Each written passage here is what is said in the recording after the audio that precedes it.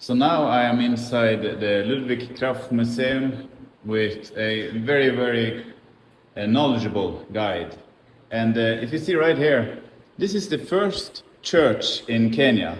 The first church in all of Kenya that was planted. This house. Yes. And then this house is now this house that we are standing in right now, that they have made, turned into now a museum, a beautiful, beautiful museum. And so Ludwig Krapf, the first missionary who built this church, German missionary, a real faith of hero. And this man is someone who is recognized in Kenya as someone who is a blessing and did good. Yeah, because he introduced Christianity and also modern education to us. Yeah. And also he played a bigger part, especially in translating some of the books of the Bible into different languages, like Kinyika, that is the language of the Mijikenda, Kiswahili, we have Kikamba, Kigala, Kikokomo, and also he translated an English dictionary to Kiswahili. Yeah. As you can see, we always call him a pioneer of languages also. Yeah, Ludwig. Yeah, he must have been a brilliant man. Yes. And so you said Ludwig also played a big part in abolishing slave trade. Yes. And when the slave trade abolished, this church became too small because there was a lot of ex-slaves that wanted to join the church. Yes. And so now the people that came after Ludwig, they built just on the side a bigger church, this one, and it was built 1887, I believe. And Mrs. Shaw laid the foundation of this building. Yeah. That was in 1885. And it remains like this even today. It looks like this today. Yes. So they kept the it. Only difference, when they renovated these buildings, it was only changing of iron sheet, electrification, and coloring. But everything is still intact. Even the timber which was used to construct the second church, especially the iron sheet, still there. The bell, still original, still there. Everything, the doors, the windows, they're still intact. Yes. So this building now is just right outside the building that we are in now, which is this one, and this one. So Ludwig, in his beginning, he was given, did you say hundreds of acres of land? 99.9 acres of land. That is approximately 100 acres. So that's a lot. But then when the many slaves, ex-slaves, filled his church, he gave a lot of land, so that the land that he was left with, how much was that? Now we only have 10.5 acres of land. That for the church and the ministry, but the rest almost like 90, 89 acres of land. 89. He gave it out to the ex-slaves so that they could establish themselves, make homes, their shambas and everything. Yes, and that is the reason as why here in Rabai we always call it a mission land. Because we have different people from different nations who came to this place because of slavery, and later they started their lives here in Rabai.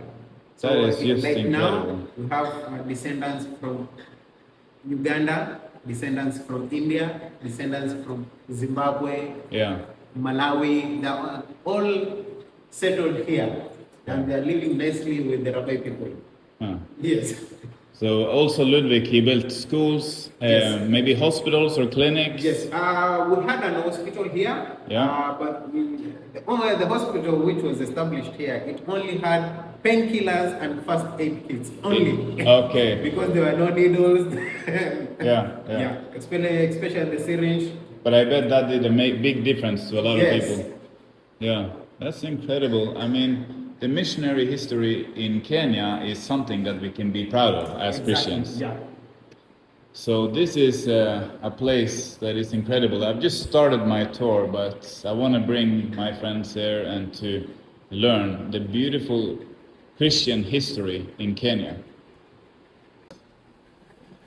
So now the tour guide has explained me some history here, and look at this map. This is how it looked like, and the map was back in the day when Ludwig came to Kenya. And so he came by boat to Kenya, and with his boat he went up here slowly. He went up here, and then he ended up here. Yes. I think, and this was an island here, you it's said. an island, Chikahikahi. So from here, Yeah. He was welcomed by the Kaya elders who were Yeah. on patrol. So they took him to the Kaya. Yeah, so the Kaya tribe was the first tribe that he came to, but you said that a lot of the people in the Kaya tribe, they started to throw rocks at Ludwig Yes, because he had, they thought Dr. Ludwig Krapf was an evil spirit. Okay, because Yeah. they had never seen a white man. Yeah. So they were afraid. And also remember the time Ludwig Krapf came to this place, slave trade was going on. Yes, so they were afraid of white Yes, people. because they thought also he was foreigners. a slave rider. Yes. Yes. So, but then the elders, they protected Ludwig. Yes. And hid him Under- because under there the was before Ludwig came here, there was already a prophecy from their own people. Yes. Professor, he was called as Johar. He had prophesied the arrival of Dr. Ludwig Krapf. So you see, the Ka elders every day had to go to the island to see if this prophecy will come to pass. Oh, because the prophecy, it had already foretold the arrival, but Yes. also that he would come bearing good news. Yes. And that is the reason as to why the chief elder decided to rescue him and hid him under the bed. So the one who prophesied this, was it like a shaman, or was it one of the tribe spiritual leaders, or Yes, one of the spiritual leaders of the Rabai people. what were the spiritual leaders called? Wazee Wakaya. Wazee Wakaya. Yes. Do you know what that means? Yeah. What does it mean? Wazee Wakaya, these were the elders who took part. So you see, these elders, they're just like the governors or Yeah. the president.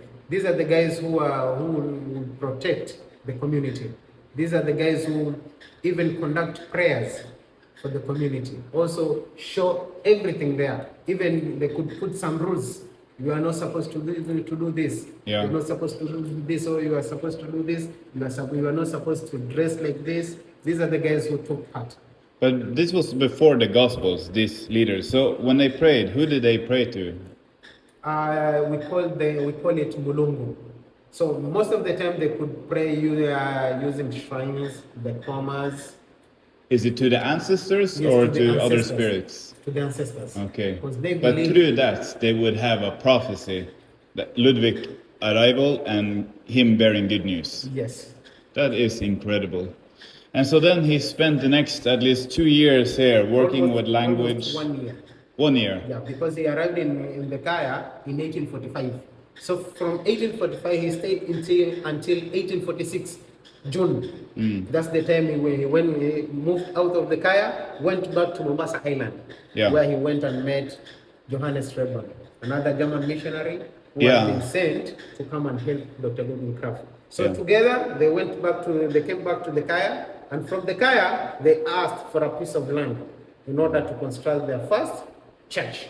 So from there they came to the Kaya Mudzimubia. Now this is the place where we are right now. Yeah. We call it Kaya Mudzimubia because when Dr. Ludwig Krapf came, most of the Rabai people used to stay in the Kaya. So our old houses or Mudzi, it's in the Kaya.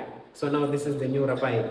Yeah, yeah. So this is the starting point of the mission, the gospel and the missionary work in Kenya. And now Kilifi, if I would think where I live, in Majijani, Kilifi. So there's Kaloleni is here, so it would be upper maybe side somewhere there. here. Yes. So it's actually not far away. It's maybe 50 minutes drive from here. So it's really an honor, really special to live this close. You live in Majani? Majijani. Majani. So Yeah. it's approximately 50 or 1 hour Yeah. drive. Yeah. So a little bit on the spiritual side of the traditional beliefs within the Kaya community where Ludwig Krapf came.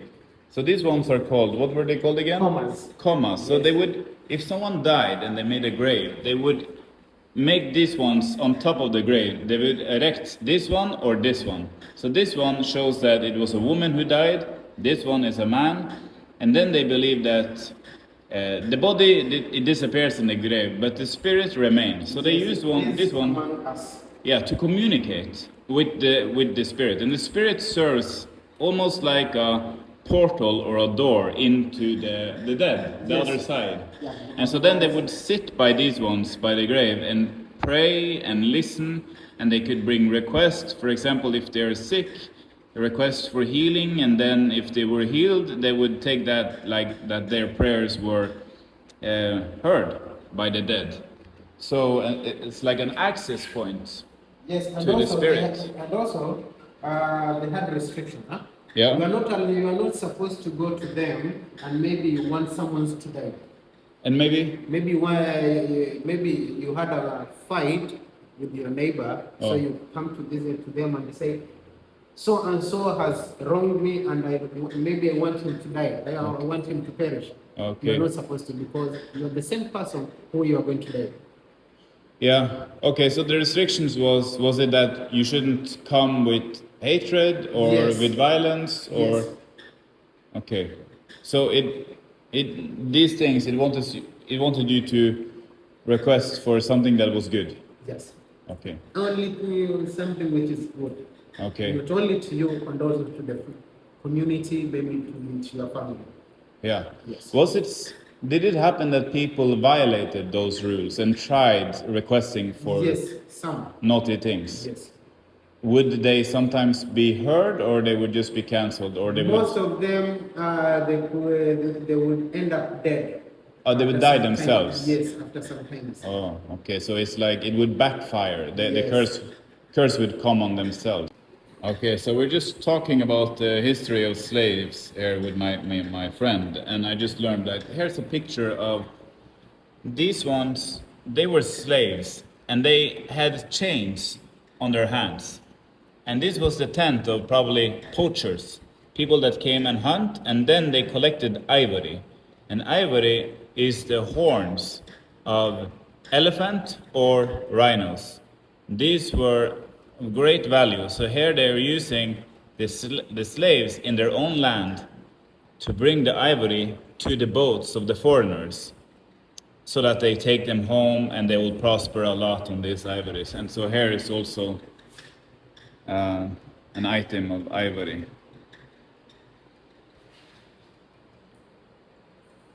Look at this.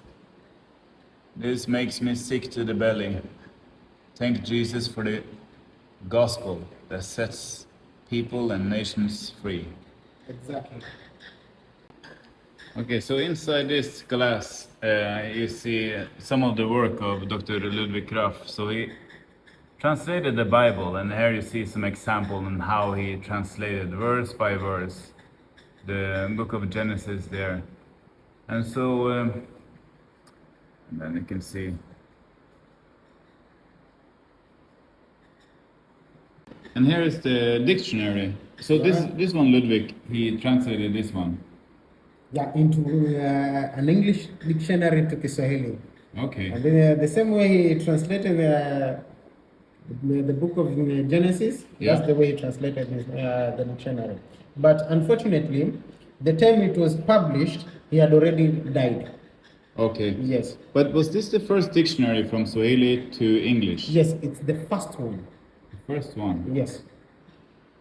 Yeah, he pioneered a lot. Yeah, like that's why a lot of the things that he did, it was the first time. Yeah, that's why I've told you, we always recognize him as a pioneer of languages. Yeah. That's incredible. And also here, he translated the book of Matthew. The book of Matthew? Yes, into Nika language. Okay. So now we have come far into the museum. Like I said in the earlier video, that this is the first church ever planted in Kenya, where Ludwig Krapf himself, he planted this church, but it has turned into a museum now. But now this is the scene, and this is the pulpit. Is this like a replica pulpit? Yeah, it's a replica. And then, but then we have some of the original pulpits. This maybe. is how they were supposed to be. This is how the original pulpit would look like, but this is probably also a replica. No, these are the original ones, huh? Oh. Made from wood. Did Ludwig use this one? Yes, they used that one. And Okay. here, as you can see, it has abbreviations also. Yeah. Even the markings. And also here, this is made from metal. Okay. Yeah. So then, so here's a picture. Yeah, here again is the old picture of this church that we're standing inside of now. Yes. But they built it small because it was difficult to get converts early on. But after the slave trade abolished, many people came to church, and so they had to build a bigger church that is bigger outside. church had to be built. And then they turned this into a school. A classroom. Then later, Yeah. it was turned into a gallery. Into a gallery, yeah. And so look at this. This is the ACK, Anglican Church of Kenya. Yes, it's in Mombasa. It's on your way to for Jesus. Almost, it's near Treasury Square. Yeah. So the special thing about this, look at how it looks like a mosque. Yes, but in the day, I think, was it only Muslims in the reason as to why Mombasa? the reason as to why this building was built in form of a mosque is because the missionaries had been told not to build a church in Mombasa Island. Yeah. So the architects decided to blend the buildings surroundings of Mombasa Island. Yeah. So they decided to build a church in form of a mosque, just to disguise the Arabs. Yeah, because the Arabs, they were Muslims, or? Yes, they were Muslims. They had started many mosques there. So it was no churches yet in Mombasa. Yes. This was the first one. And then the first one they built, they weren't even allowed to, and so they built it in the form of a mosque. I mean, that's brave. Yeah. That's brave. That sounds like something very risky to do, I would say. And now it housed the Bishop of Mombasa. So even this church is, I mean, the first church in Kenya is Anglican Church of Kenya. That's Ludwig is from Germany, but he was employed by the Anglican Church. So that's why it's Anglican Church. But when Ludwig was here himself, he didn't dress himself like this or like this. Yeah. That's something that the Anglican Church brought in later on after Ludwig's work. So, but this is incredible to be able to stand here with my own feet where Ludwig would teach the gospel in the early days of Kenya. This is a moment in my life I will never forget. Imagine walking in a historic place for the gospel of Jesus Christ.